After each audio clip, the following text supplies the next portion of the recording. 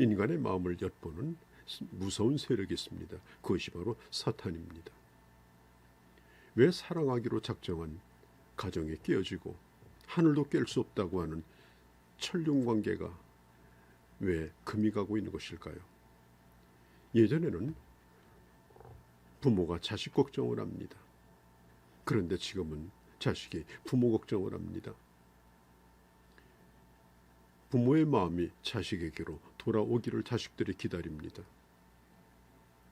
마땅히 해야 될 자기 자리를 떠나서 자기의 쾌락과 자기 이익을 쫓아가는, 그리고 마땅히 사랑해야 될 자들에 대하여 무관심한 그런 부모들이 점점 늘어나고 있습니다. 왜 이런 일이 생기는 것일까요? 그 뒤에는 악한 사단의 배후의 조종이 있기 때문인 것입니다. 악한 사탄은 결코 전면으로 자기를 드러내지 않습니다. 사탄의 정체에 대해서는 무지하게 만듭니다. 그리고 그리스도의 광채, 하나님 주신 은혜를 도둑질해 갑니다. 그리고 단순히 악이라든지 인간의 연약함이라든지 그런 말로 포장을 합니다. 마귀는 우리는 절대 세상 주관자도 아니고 어둠의 주관자도 아니라고 그렇게 미소를 짓습니다. 악한 사단은 인간의 마음을 공격합니다. 불신자들이 오히려 이런 얘기를 합니다. 예수 믿는 사람이 참 불쌍하다, 가엾다, 그렇게 말하죠. 어쩌다가 저렇게 멀쩡한 사람이 저렇게 예수에 빠졌을까? 뭐가 모자라서 저렇게 두려움에 살까? 뭐가 모자라서 저렇게 종교에 매여 사는 것일까라고 생각을 하는 사람들도 있습니다. 그래서 자기 자신들은 예수를 믿지 않는 것을 배짱이라고 생각하고, 그리고 오히려 큰 소리를 칩니다. 왜 그들이 그런 행동을 하는 것일까요? 그 마음을 악한 사단이 사로잡고 있기 때문에 그런 것입니다. 예수님 당시에도 기적을 경험하고 또 예수님을 따라다녔던 그런 많은 군중들이 결국은 주님을 떠나고 말았습니다. 예수님을 따라다니는 제자들을 향해서도 사람들은 말하기를 귀신의 왕인 예수에게 속아서, 바알세불의 왕에게 속아서 예수를 따라가는 자라고 비웃었습니다.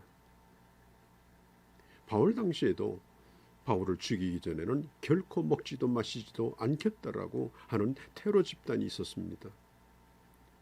도대체 무엇이 그들의 마음을 그렇게 강력하게 지배했을까요?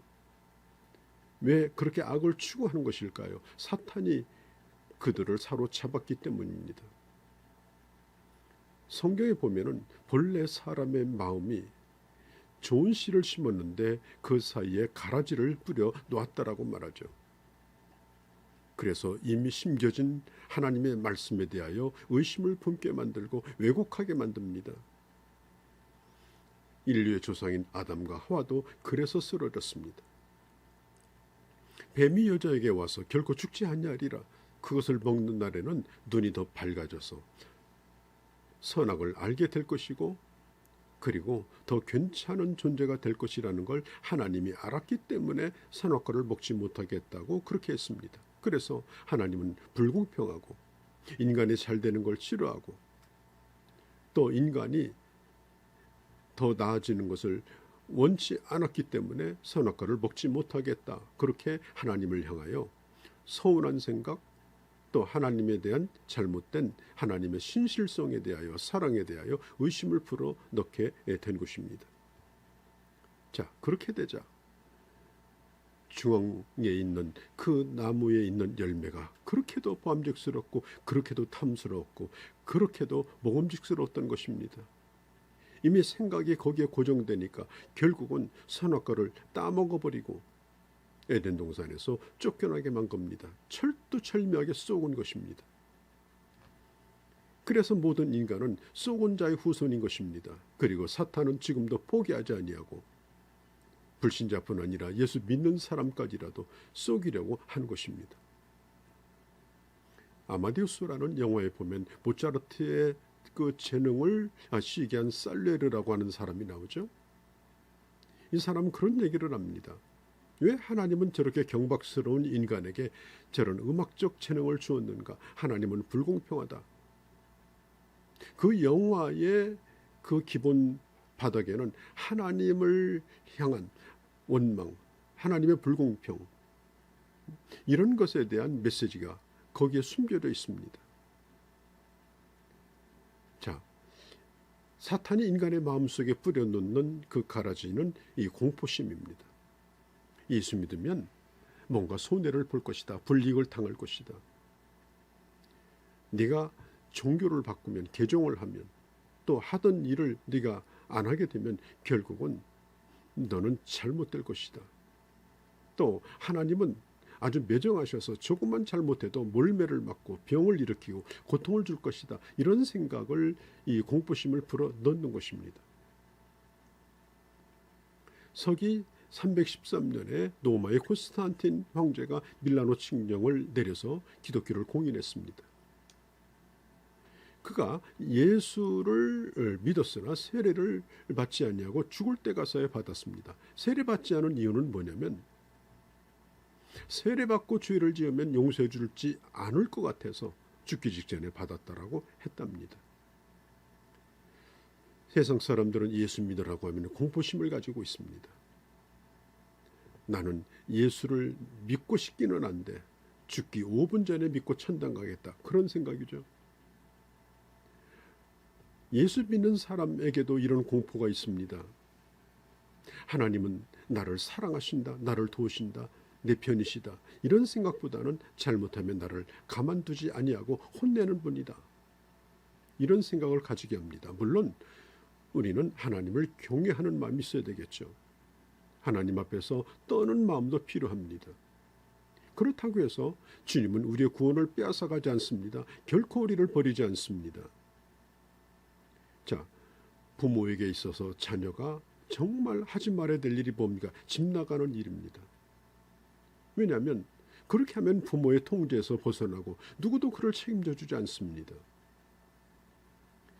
우리가 신앙생활을 하면서 때때로 어려움도 있지만은 그러나 하나님 안에서 그 일을 감당해 나가야 하는 것입니다. 민수기서 6장에 보면은 하나님은 언제나 우리를 축복하기를 원하시고 그리고 그 얼굴을 내게 두시고 은혜를 베푸기를 원한다라고 그렇게 말하고 있죠. 하나님이 우리에게 주시기를 원하는 것은 하늘의 복인 것입니다. 여러분, 내가 아무리 잘못했다 할지라도 하나님의 품을 떠나서 사탄의 수하로 들어가면 안 됩니다. 하나님 안에서 그걸 풀어나가야 합니다. 하나님은 우리를 긍휼히 여기시는 분이십니다. 또 사탄이 쓰는 무기 가운데 하나가 뭐냐면은 미혹하는 겁니다. 속이는 것입니다. 특별히 이 종교적 미혹입니다. 자, 이단들이나 이 사이비 종교를 보면은 얼마나 그럴듯하고 얼마나 고상하고 얼마나 화려한 그런 미래를 약속해 줍니까? 이 이단의 특징 가운데 하나는 아주 맛이 독특하고 강합니다. 이런 것에 길들여지고 또 이런 맛에 빠지게 되면 거기서 헤어나오지 못하는 거죠. 오늘 사람들이 신앙생활 하면서도 화끈한 걸 좋아하는 분들이 있습니다. 내용은 없을지라도 맵고 화끈한 걸 좋아합니다. 그런 곳을 찾아갑니다. 여러분, 왜 음식 맛을 짜고 맵고 왜 그렇게 하는지 아십니까? 달게 만드는지 아십니까? 본래 맛이 없으니까, 맛에 자신이 없으니까 그 맛을 내지 못하니까 결국은 짜고 맵고 달게 만들어버리는 것입니다. 뭘 먹었는지는 모릅니다. 땀 뻘뻘 흘리고 먹었으니 잘 먹었다고 착각하게 만드는 겁니다. 그리고 나중에는 속이 쓰리고 고통을 받는 겁니다. 여러분, 하나님의 은혜는 늘 먹는 밥맛과 같아서 늘 우리를 만족해 합니다. 그리고 우리를 힘있게 만듭니다. 우리를 건강하게 합니다. 마귀가 예수님에게 와서 시험한 게 뭡니까? 하나님의 아들이라면 돌로 떡 만들어 먹으라. 성전 꼭대기에서 뛰어내리라. 마귀가 하는 얘기가 뭡니까? 가만히 있지 말고 기적을 일으켜서 사람들에게 보여주면, 화끈하게 보여주면 당신을 따르지 않을 거냐, 뭔가 보여주라, 그런 것입니다. 예수님이 보여주셨습니까? 우리는 뭔가 보여주라고 하는 속임수에 빠지지 말아야 합니다. 하나님의 말씀은 언제나 변치 않습니다. 주의 말씀을 붙들면 어떤 미혹도 이길 수가 있습니다. 자, 6장 11절에 보면 마귀의 교계를 등이 대적하고 이기려면 전신갑주를 입어야 하고, 6장 12절에 보면 왜냐하면 우리의 싸움은 혈과 육에 대한 싸움이 아니라 악한 영들과의 싸움이기 때문에 우리는 세상의 무기가 아니라 하나님이 주시는 전신갑주를 입어야만 된다고 했습니다. 사랑하는 성도 여러분, 늘 근신하고 깨어서 악한 영과 정면으로 대결하여 영적으로 주님의 주시는 능력으로 승리하시기를 바랍니다.